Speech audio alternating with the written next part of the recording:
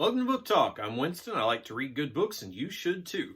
Today we are talking about The Range Detectives, and it's got William Johnstone's name on the front cover and in little type underneath there, and J.A. Johnstone. And really, this is one of those stories that is inspired by the writings of William Johnstone rather than being one of his original manuscripts. And I love these books. I love William Johnstone's writings, and J.A. has done a fantastic job finishing, and apparently, I didn't realize this before, but contracting others to help her finish her uncle's, remaining manuscripts and outlines, and then carrying on the tradition of those stories using those characters.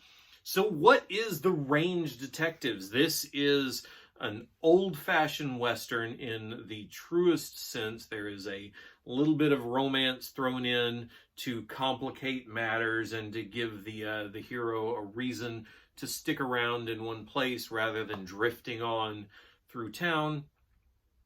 But at its heart, this is an old-fashioned murder mystery cowboy story. The two main characters in here are Stovepipe and his partner. And if you had asked me his name before, I knew his name. I knew all the names before I started. But Stovepipe, Dan Connolly is the main character in the. Not important.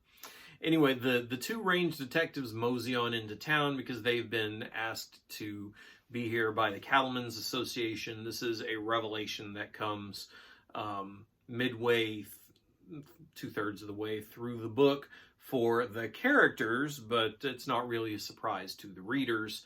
The book, after all, is called The Range Detectives.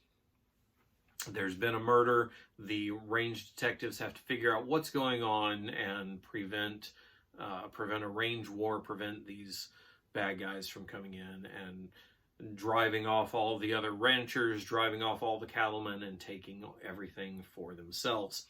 It's old-fashioned Western. There are fights, there's gunplay, there are people hunting each other through the desert and across the sagebrush.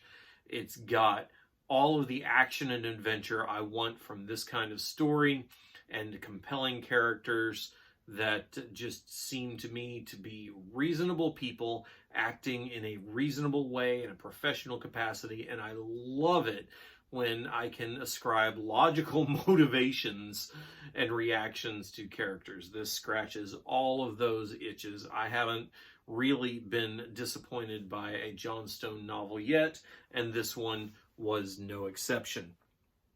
That is The Range Detectives by William and J.A. Johnstone.